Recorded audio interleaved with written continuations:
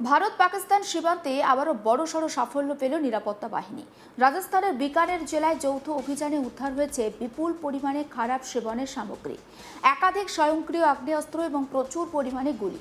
পুলিশের দাবি, এই সমস্ত সামগ্রী পাকিস্তানের দিক থেকে ড্রোনের মাধ্যমে ভারতের ভূখণ্ডে ফেলে দেওয়া হয়েছিল, আর সেই চালান সংগ্রহ করতে এসেছিল এক ব্যক্তি। তাকেও ঘটনাস্থল থেকে পাকড়াও করা হয়েছে। এই প্রতিবেদনে আমরা আপনাদের সামনে তুলে ধরব কিভাবে এই গোটা অভিযানটা চালানো হয়েছিল, ঠিক কী কী জিনিস উদ্ধার হয়েছে, পুলিশের বক্তব্য কি, কেন এই ঘটনাকে অত্যন্ত গুরুত্বপূর্ণ বলে মনে করা হচ্ছে।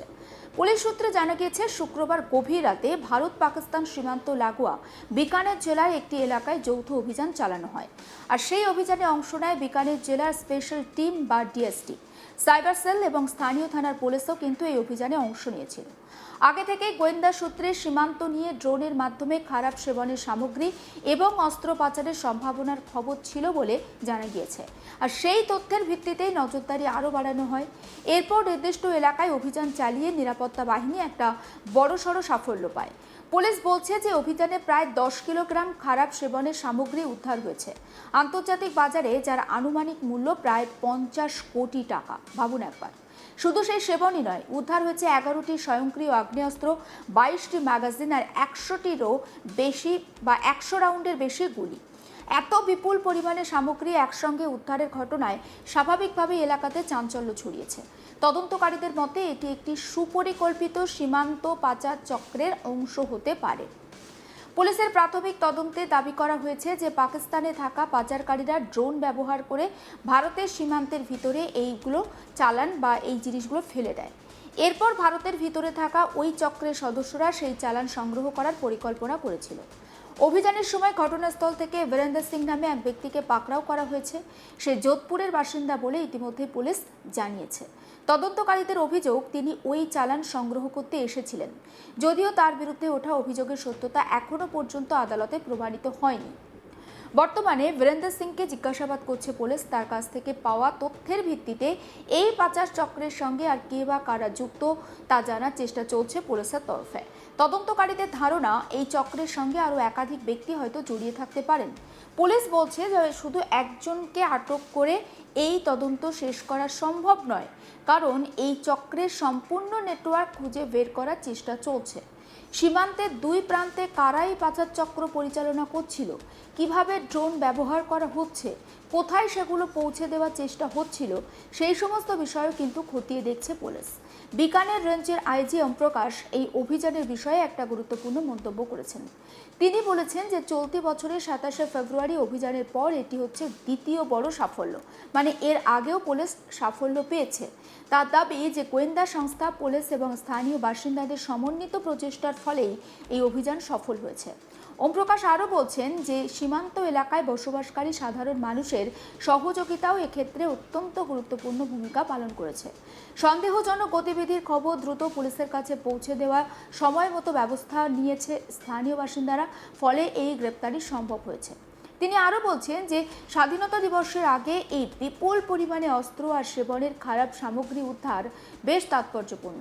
পুলিশের প্রাথমিক অনুমান, এই চালান কোনো বড় ধরনের অপরাধমূলক কাজে ব্যবহার হতে পারত।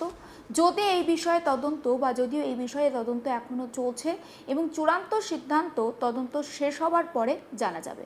একবার শোনাবো বিকানেরের আইজি ওমপ্রকাশের বক্তব্য।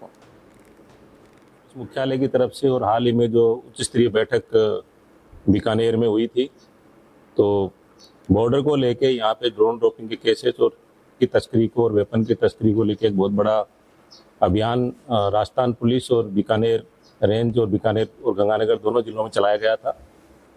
27 फरवरी को आपको ध्यान होगा कि एक बहुत बड़ी हथियारों की खेप और पकड़ी गई थी। उसके बाद बहुत ज़्यादा पुलिस मुख्यालय की तरफ से भी और पुलिस अधीक्षक बीकानेर, उनकी टीम और अदर जो हमारे जो साथी, जितने हमारी जो इंटेलिजेंस विंग है, उसका बड़ा सेक्टर में काफ़ी इनपुट लोगों से लेने का कार्यक्रम जारी था। और आपको पता है कि एक बहुत बड़ी एक वेबिनार हुई थी जिसमें सभी एजेंसीज के ऑफिसर्स और 5 किलोमीटर एरिया के जितने भी जो ग्रामीण हैं उनको सबको जोड़ के एक साथ जोड़कर एक संवाद का कार्यक्रम किया गया था। उसके बाद काफ़ी इंटेलिजेंस जो है वो आने लगी थी और इसी कड़ी में लोकल सीनियर ऑफिसर्स का, पुलिस मुख्यालय का, डीजी साहब का और सभी का ये था कि सीनियर ऑफिसर्स जाएं वहाँ, बार बार विजिट करें।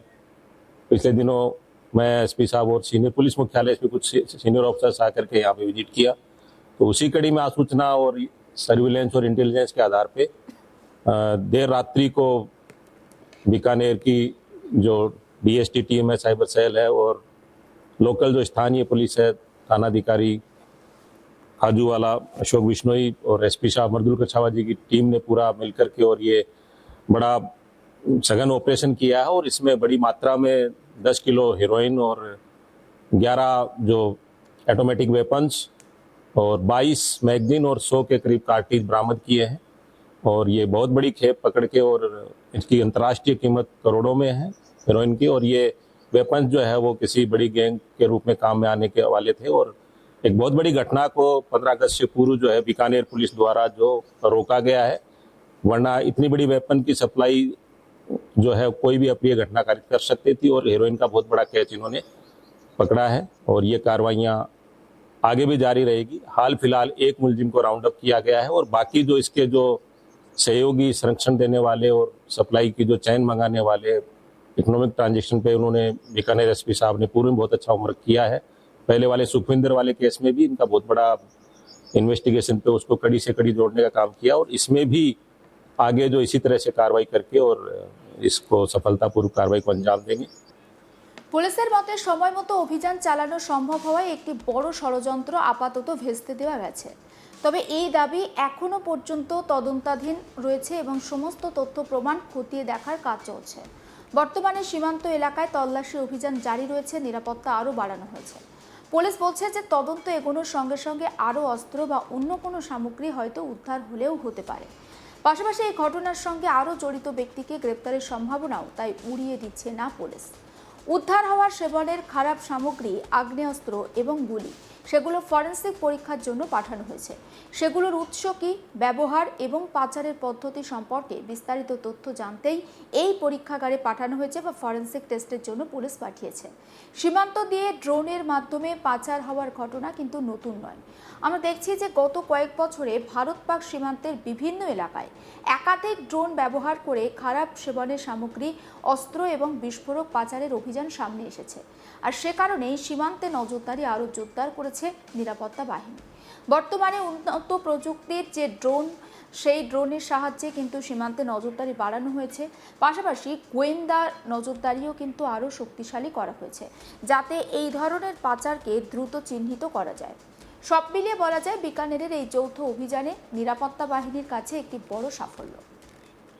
সমস্ত আপডেট পৌঁছে দেবো আপনাদের কাছে। নজর রাখুন আজ তাক বাংলায়, সাবস্ক্রাইব করতে ভুলবেন না।